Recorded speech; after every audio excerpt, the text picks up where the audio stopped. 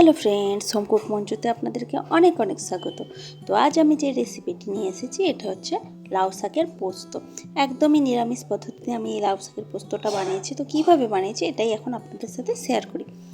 তো প্রথমে কড়াইতে আমি সরষের তেল গরম করতে দিয়েছিলাম এবং তেলটা গরম হয়ে যাওয়ার পর দুটো শুকনো লঙ্কা আর কিছুটা কালো জিরে ফোড়ন দেওয়ার পর ফোড়নটা ফুটে উঠলে এর মধ্যে আমি টুকরো করে কেটে রাখা আলু দিয়েছি। আলুটা এখন এই ফোড়নটার মধ্যে বেশ একটু লালচে করে ভেজে নেব। একটু লালচে করে আলুটা ভেজে নিলে আলুটা খেতে ভালো লাগবে, সেই জন্য। তো মোটামুটিভাবে আলুটা দেখুন আমি টাইম নিয়ে একটু থেকে থেকে ভেজে নিচ্ছি।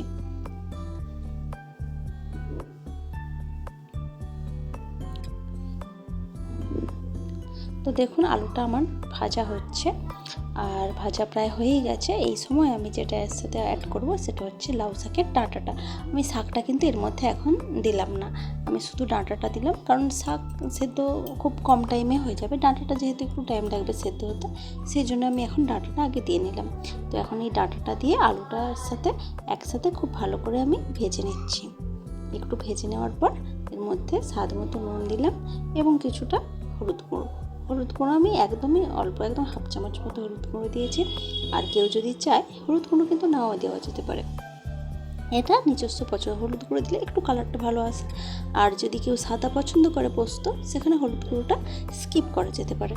তো আমি এই নুন আর হলুদ গুঁড়োটা দিয়ে এখন খুব ভালো করে একটু নাড়াচাড়া করে নিচ্ছি।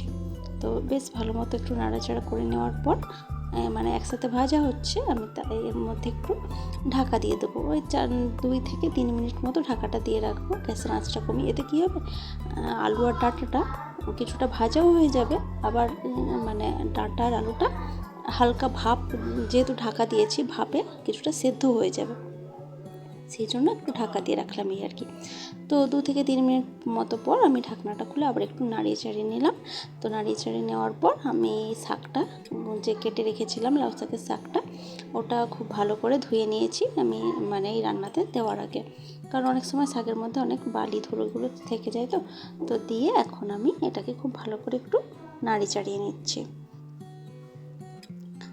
লাউ শাক সেদ্ধ হতে কিন্তু খুব একটা বেশি টাইম লাগে না, অল্প একটু ভাপ পেলেই ও হচ্ছে যে সেদ্ধ হয়ে যাবে আর কমেও যাবে অনেকটা।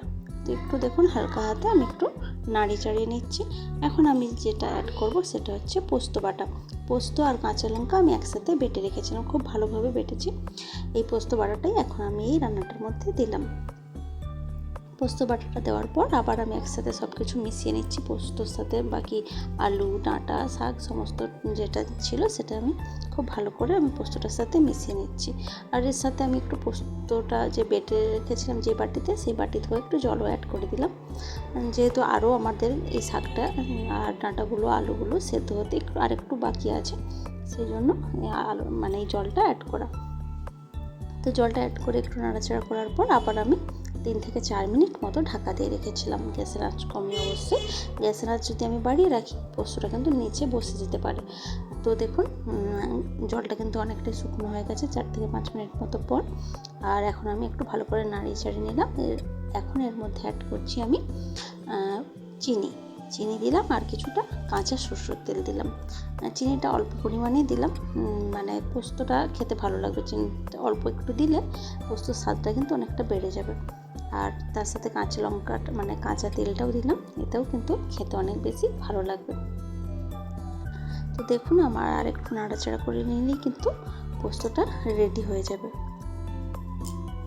এই পোস্তটার মধ্যে যেহেতু অল্প একটু জল ছিল, সেই জলটাই একটু নাড়াচাড়া করে একটু শুকিয়ে নিচ্ছি এই আর কি। তো দেখুন আমার পোস্ত কিন্তু একদম এই পর্যায়ে একদমই রেডি। তো দেখুন আমি মানে কড়াই থেকে নামিয়ে নিয়েছি, দেখতে কিন্তু অসাধারণ হয়েছে আর খেতে তো মানে কোনো কথাই হবে না। আপনারা অবশ্যই কিন্তু বানিয়ে দেখবেন এবং আমাকে বলবেন বানিয়ে যে এই রেসিপিতে আপনাদের এই লাউ শাকের পোস্ত বানিয়ে কেমন খেতে হয়েছে। অবশ্যই কিন্তু এটা আমাকে জানাবেন। আর যদি ভালো লাগে অবশ্যই লাইক, কমেন্ট, শেয়ার তো অবশ্যই করবেন। আর তার সাথে আমার চ্যানেলটি সাবস্ক্রাইব করে আমার পাশে থাকবেন প্লিজ। তো আজকের ভিডিওটা এ পর্যন্ত রাখছি, দেখা হচ্ছে অন্য কোনো দিন অন্য কোনো ভিডিওতে। Tata, bye bye.